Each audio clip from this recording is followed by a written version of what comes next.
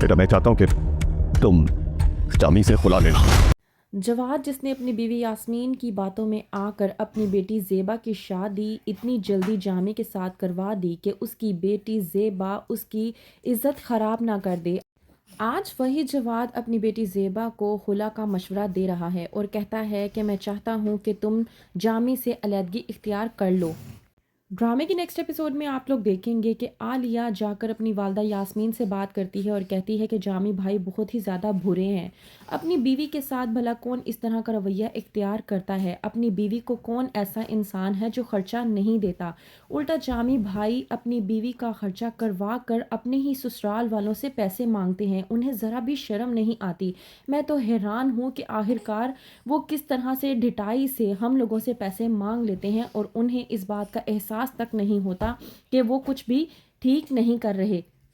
दूसरी तरफ जवाद, जो कि यास्मीन से बात कर रहा होता है और कहता है कि मैंने फैसला कर लिया है कि मैं अपनी बेटी ज़ेबा को तलाक दिलवा कर रहूंगा। यास्मीन जवाद की ये बात सुनने के बाद दंग रह जाती है और अपने शोहर जवाद को समझाने की कोशिश करती है। कहती है यास्मीन जवाद से कि आप ये किस तरह की बातें कर रहे हैं। वहीं पर जवाद भड़कता है और कहता है यास्मीन से कि बस कर दो, तुम्हारी वजह से मैंने इतनी जल्दबाजी में आकर अपनी बेटी की शादी उस इंसान से करवा दी। पहले तो वो सिर्फ निकम्मा था, कोई काम काज नहीं करता था, अब तो उसका लड़कियों के साथ उठना बैठना हो चुका है। जिस इंसान के दोस्ताने लड़कियों के साथ बढ़ने लग जाए वो कभी भी अपनी बीवी के साथ ठीक नहीं रहता। तुम आखिरकार क्या चाहती हो कि मैं जानते बूझते हुए अपनी बेटी को उस जहन्नुम में फेंक दूं? ऐसा कभी नहीं होने वाला।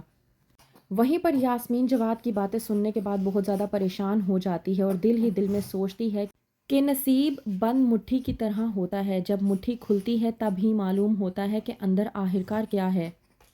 वहीं पर जवाद बहुत ही सोच समझ कर और हिम्मत करके ज़ेबा से बात करने की कोशिश करता है। कहता है ज़ेबा से जवाद, बेटा मैं चाहता हूँ, बल्कि मेरी ख्वाहिश है, क्या तुम मेरी इस ख्वाहिश का एहतराम करोगी? ज़ेबा जो कि कहती है अपने वालिद से कि अब्बा पहले भी आपकी इसी ख्वाहिश का एहतराम करते हुए मैंने अपने आप को एक ऐसी राह पर चला दिया है जहाँ पे और जिस मंजिल का मुझे मालूम भी नहीं है। कहता है जवाद अपनी बेटी ज़ेबा से कि मैं चाहता हूँ कि तुम जामी से खुला ले लो।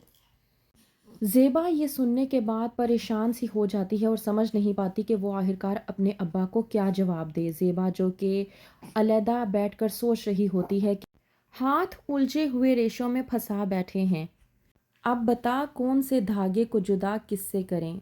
ज़ेबा जो कि बहुत ही गहरी बातों में डूब चुकी है। वहीं पर दूसरी तरफ फरहाना जो कि जामी की बातों में आकर यास्मीन से झगड़ा करने की कोशिश करती है, लेकिन यास्मीन के बताने पर कि जामी को लड़की के साथ किसी और ने नहीं बल्कि उसने खुद देखा है, फरहाना लाजवाब होकर रह जाती है। तो क्या होगा आगे, कौन सा नया मोड़ लेकर आएगी ज़ेबा की ज़िंदगी जानने के लिए देखते रहिए ड्रामा सीरियल कफील।